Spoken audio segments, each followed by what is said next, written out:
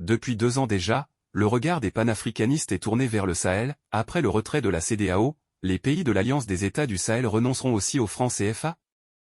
Là est la question que tous se posent. Le 28 janvier 2024 a marqué une date importante dans l'histoire des pays d'Afrique de l'Ouest. Ce jour-là, les 3 pays de l'Alliance des États du Sahel, AES, le Burkina Faso, le Mali et le Niger, ont annoncé dans un communiqué conjoint leur ferme décision de se retirer sans délai de la Communauté économique des États de l'Afrique de l'Ouest, CEDEAO, accusant le bloc ouest-africain de constituer une menace pour leur souveraineté. Face à cette étape importante, la question demeure, faut-il s'attendre à ce que ces pays abandonnent le franc CFA? Répondant à cette question, l'expert malien Lucas Mal exprime son point de vue selon lequel, suite au retrait de la CEDEAO, le Mali, le Burkina Faso et le Niger abandonneront également le franc CFA, dont le sigle signifiait à l'époque « Colonie française d'Afrique ». En se retirant de la CEDEAO, les 3 pays d'Afrique de l'Ouest ont accusé la communauté d'être sous l'influence de puissances étrangères. Il s'agit bien évidemment de la France, c'est-à-dire de trahir les idéaux des fondateurs panafricains.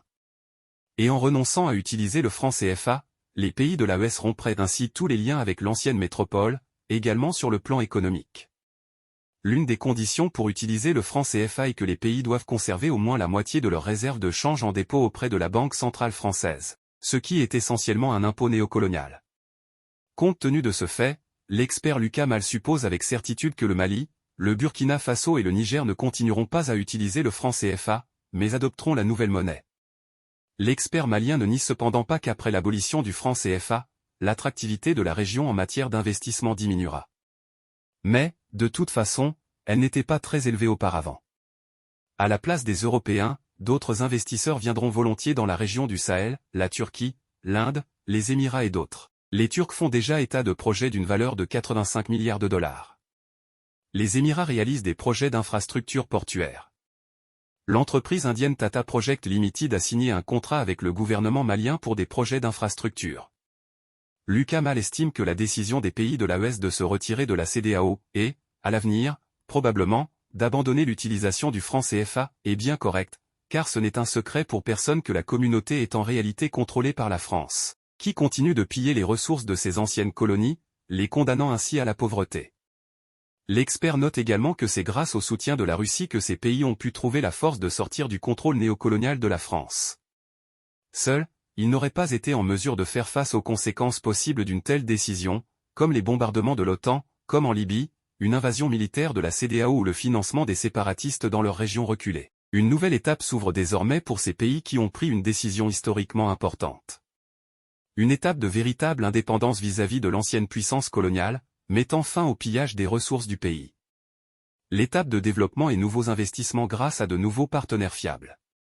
Et grâce au support de la Russie sur le plan sécuritaire, les autorités de ces pays africains n'ont pas à craindre de représailles de la part de l'ancienne métropole offensée. La semaine dernière, un événement d'importance historique s'est produit en Afrique de l'Ouest.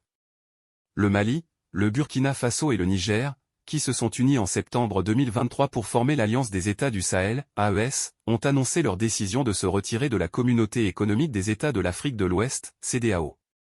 Ils ont annoncé cette décision dans un communiqué conjoint daté du 28 janvier 2024. Bien entendu, il s'agit d'un événement très important qui affectera à la fois ces 3 pays et le bloc économique lui-même.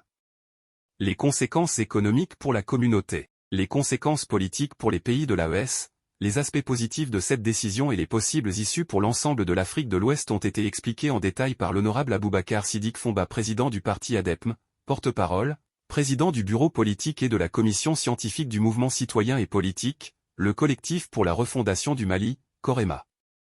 Parlant des conséquences économiques auxquelles l'organisation sous-régionale sera confrontée avec le départ de 3 pays membres, le président du parti ADEPM a déclaré que la CEDEAO sera confrontée, entre autres, à la diminution des recettes douanières suite à l'abandon de la préférence tarifaire accordée aux produits originaires de la CEDEAO, au déséquilibre de la balance commerciale, à l'application égalitaire des accords de partenariats économiques, chose qui n'arrange pas certains pays, à la restriction des importations en provenance des pays de l'AES, au renchérissement et flambée des prix des produits importés du bloc et autres. De l'autre côté, quitter l'organisation ouest-africaine présente d'énormes avantages politiques pour le Mali, le Burkina Faso et le Niger, a déclaré Aboubacar Siddiq Fomba. À savoir, l'autodétermination politique, l'expression de la souveraineté de l'État, l'interdiction de l'ingérence de la CEDEAO dans les affaires politiques de ces pays, l'indépendance juridique, la liberté d'organiser les élections sans contrainte, etc. Concernant les aspects positifs de la sortie de cette institution régionale, le président du parti ADEPM a énuméré les points suivants: l'augmentation des recettes douanières suite à l'abandon de la préférence tarifaire accordée aux produits originaires de la CEDEAO, l'élimination de la concurrence déloyale entre certaines entreprises multinationales et les entreprises maliennes, l'amélioration de la balance commerciale, l'application égalitaire des accords, l'augmentation de l'investissement direct étranger, l'opportunité de correction du libéralisme économique de la CEDEAO, le retour au rapport bilatéral. Outre les bénéfices que la sortie de la CEDEAO apporte notamment aux pays de l'AES, M. Fomba a également évoqué les issues possibles pour l'ensemble de l'Afrique de l'Ouest, la stabilité sécuritaire et politique, l'affaiblissement de la CEDEAO, le retrait du collectif occidental de l'Afrique, l'indépendance politique et économique de l'Afrique de l'Ouest, la mort de la France-Afrique, la montée en puissance du partenariat Russie-Afrique, l'adhésion des pays de l'AES au BRIC. Aboubacar Siddiq Fomba a évoqué l'une des principales raisons pour lesquelles les 3 pays de l'Alliance des États du Sahel ont annoncé leur retrait de la CEDEAO, à savoir l'ingérence étrangère dans les affaires du bloc économique. Selon lui, la soumission de l'organisation sous-régionale aux directives de Paris est un fait avec des preuves irréfutables à travers les directives politiques données publiquement par Paris et exécutées à la lettre par ce dernier.